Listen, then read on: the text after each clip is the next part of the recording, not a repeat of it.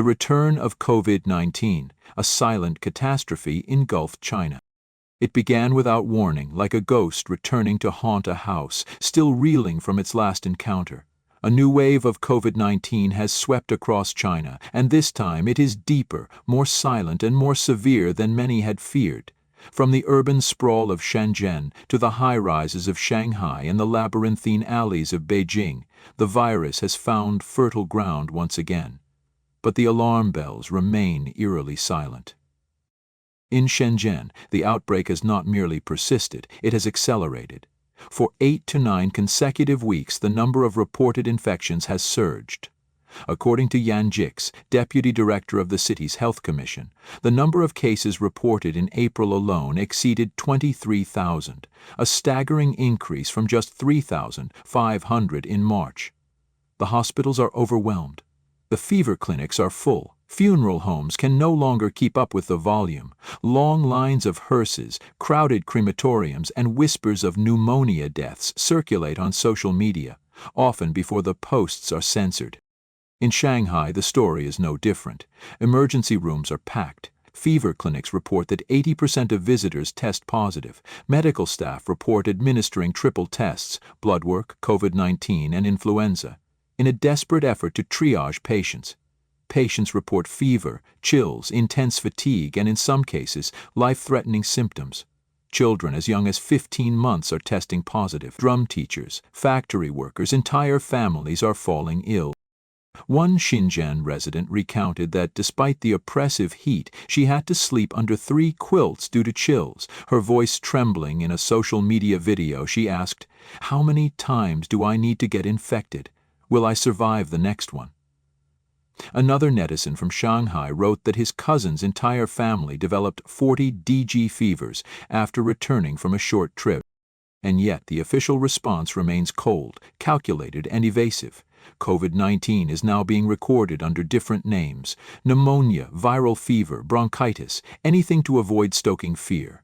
The state media remains largely silent, and the national health authorities have not issued a comprehensive update in months. American virologist Lin Xiaoshu has publicly warned that this outbreak may involve multiple pathogens and should not be underestimated. Her warnings, however, have received little attention within China. In Hong Kong, test positivity rates have more than doubled in 4 weeks, reaching 13.66%. Serious adult cases are surging, with dozens of deaths confirmed. In Shenzhen and Shanghai, unconfirmed reports point to rising deaths within communities. Nurses and funeral workers, off the record, admit they have never seen such a surge since the peak of 2022. The most disturbing aspect is the public sense of resignation. "This is the new normal," one Shanghai user wrote. "We don't fight anymore, we just endure." Meanwhile, schools remain open. Workplaces continue to operate. National celebrations go on. But under the surface, a health catastrophe grows unchecked. As COVID-19 spreads quietly, the confidence in the state's ability to protect its people is eroding just as quietly. The fear is not just of the virus, it's of the silence surrounding it. Beijing in ruins, the shattered heart of a crumbling nation. Beijing has never looked more lifeless. What was once the pride of China, its capital, a global showcase of modernity and economic vigor, is now a ghost city cloaked in silence and sorrow. From the high-end shopping arcades of Sanlitun and Wangfujing to the sprawling complexes of Ximao Tianji and Galaxy Soho, the silence is deafening. Once bursting with fashion, food, and foreigners, they are now fading relics of a forgotten golden age. Stores stand shuttered, restaurants echo with emptiness. The second ring road, once Beijing's beating heart, now feels like an open wound. Joblessness hangs in the air. Residents wander the streets in search of day labor. The low-end labor population, once fueling the city's dynamism, has been cleared out. Even Carrefour, once a foreign retail giant, has vanished. Walmart, barely surviving, is the last domino standing. Netizens mourn the disappearance of their city's soul. They write of universities now fenced off, once open landmarks now fortified. Tiananmen Square, formerly a symbol of openness, is now barricaded. Chaoyang's cultural industries, film, music, art, are skeletal remains. Finance has withered under regulatory burdens. Education has been decimated. Foreign investment? Gone. Beijing is not in decline, it is in freefall. BYD implodes, cracks in the EV empire. Amidst this national downturn, BYD China's supposed electric miracle finds itself at the center of a consumer revolt. Two major dealerships have collapsed. Customers lured with promises of free lifetime service and forced bundled insurance now find themselves abandoned, cars unpaid or undelivered, while staff disappear and stores close overnight. On forums and Weibo, the outrage spreads. Videos of locked doors, empty 4S stores, and frantic buyers are multiplied. BYD's internal structure is being exposed, a profit model that dumps pressure on dealers, inflates inventories, and collapses at the first sign of market resistance. Dealer inventories now exceed 51.8 billion yuan, receivables 79.4 billion yuan, but dealer financing a mere 7 billion. The imbalance is deadly. In a system where car ownership depends on certificates held hostage by banks, a broken capital chain leaves buyers with no cars and no legal recourse. Angry customers demand justice, but justice is nowhere to be found. The land cracks. Drought, heat, and desperation. In Hainan and Gansu, farmers stare across dead fields and cracked earth. Rain hasn't come in months. In Luoyang, a wheat farmer weeps. There is nothing to harvest. We planted life and reaped dust. Heat scorches the soil. Temperatures hit 63 degrees C.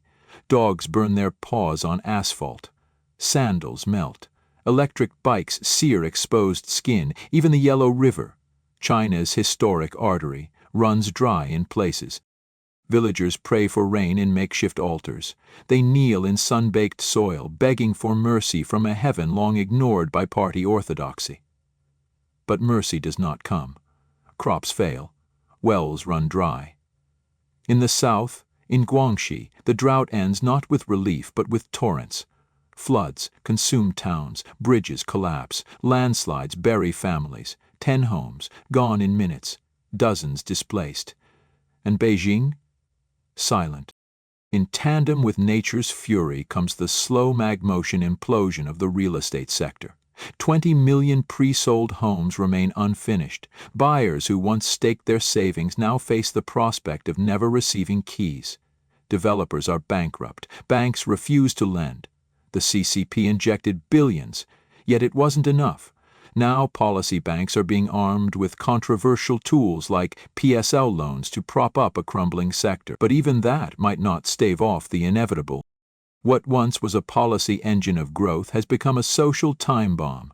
Homebuyers boycott mortgage payments, empty towers haunt city skylines.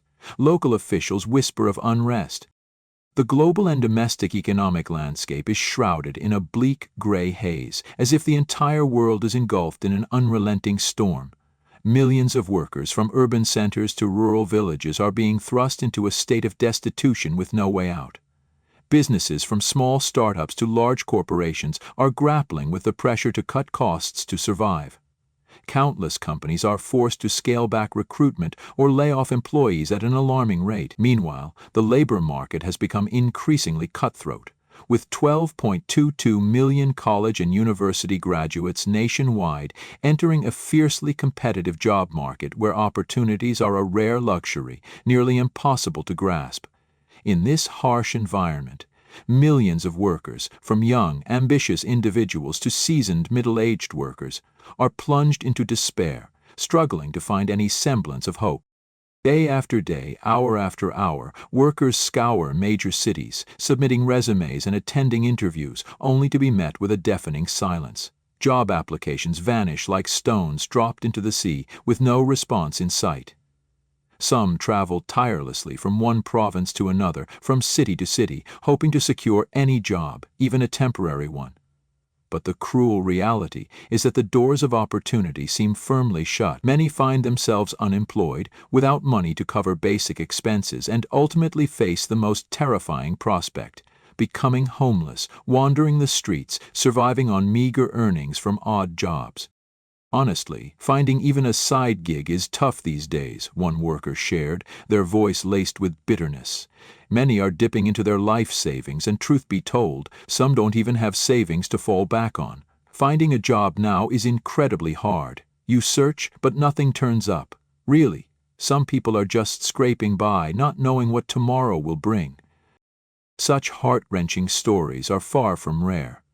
At construction sites, once bustling hubs for thousands of manual laborers, the scene is now desolate. A worker at a construction site in Wenzhou, Zhejiang, shared, "After the Lunar New Year I came here and worked for half a month, picking up 3 odd jobs. Now the site is shutting down and there's nothing left to do. I can't keep working, honestly. Those who haven't come out here should stay put. Construction this year is brutal. Earning money feels harder than eating dirt." This worker, over 50 years old, has been running from one industrial park to another only to find that companies only hire those under 50. No job, no way to go back home. "It's truly unbearable suffering," he confided, his eyes filled with sorrow. At 5 a.m. when the streets are still cloaked in morning mist, they become temporary shelters for workers who can't afford a place to stay. Some, to save a few bucks, sleep in hallways, under eaves, or in the hidden corners of bus stations. "I just got off the bus and saw this scene. It broke my heart," one person recounted. Some sleep outside to save 100,000 VND on lodging. It's truly heartbreaking to witness. These images are not just symbols of poverty, but stark evidence of an economically devastating year. Unemployment and debt are spreading like a pandemic. Statistics reveal that over 800 million people are burdened with massive debts, with the 80S and 90S generations facing average debts 18.5 times their monthly income, roughly 130 million VND per person. Meanwhile, 23 million people are unemployed, and even jobs like ride-hailing or delivery are oversaturated, no longer a lifeline. "Jobs are harder to find and savings are dwindling," one worker lamented. Now, many have to cut expenses, downgrade their lifestyle just to survive. Survival is the most important thing now. The construction industry, once a pillar of the economy, is now in crisis. Projects are stalled, cash flow has dried up, leaving many construction bosses in financial ruin. Doing construction with no money coming in, sometimes you can't even afford to treat clients to a meal, one contractor shared.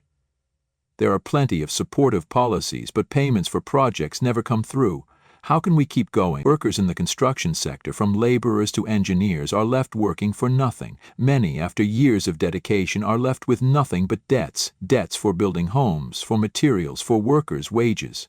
"I worked my whole life, and in the end I have nothing," a construction worker said bitterly. "All my earnings went to debts. My son grew up unable to marry, and the house is drowning in loans." It's the perfect definition of poverty haunting 3 generations. In major cities like Hangzhou, Shanghai, or Wuhan, the saturation of the job market is glaringly evident. Factories and industrial zones, once magnets for workers, are now closing or downsizing.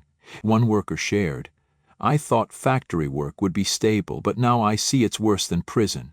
In prison, at least you get breaks and free health care. In factories, you stand for 12 hours a day, can't even go to the bathroom, get scolded by supervisors, and earn wages too low to live on." Someone who served time said they'd rather go back to prison than work in a factory. These stories don't stop at the cities. In rural areas, the situation is no better. Farmers, accustomed to toiling under the sun, now face the reality that farming no longer sustains a family. Crop prices are low, while the costs of fertilizers and seeds skyrocket.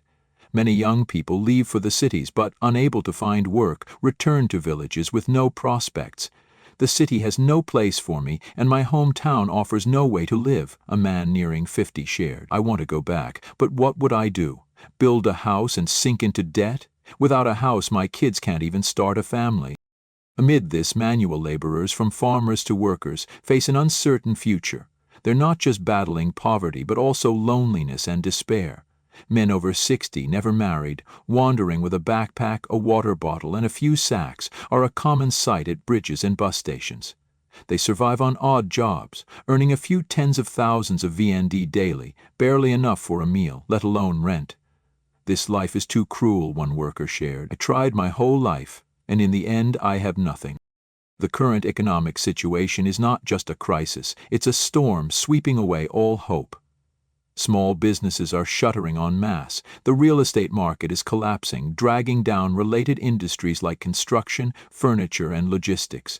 Millions of workers face the risk of losing their jobs, homes, and futures.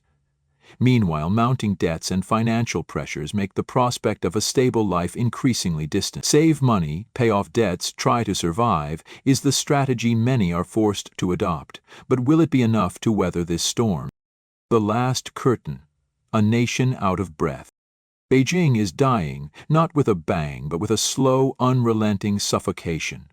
The same applies to Shanghai, Shenzhen, and hundreds of cities across the country. The silence in malls, the dust on empty shelves, the faded neon of ghost streets. These are not symbols of temporary downturn.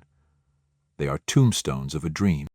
As the economy collapses, the pandemic returns, the climate rebels, and the public loses faith, the real crisis begins, not just of policy, but of belief. Because what happens when even hope begins to die? What do you think? Can China recover from this spiral, or has the fall already begun? Let us know in the comments.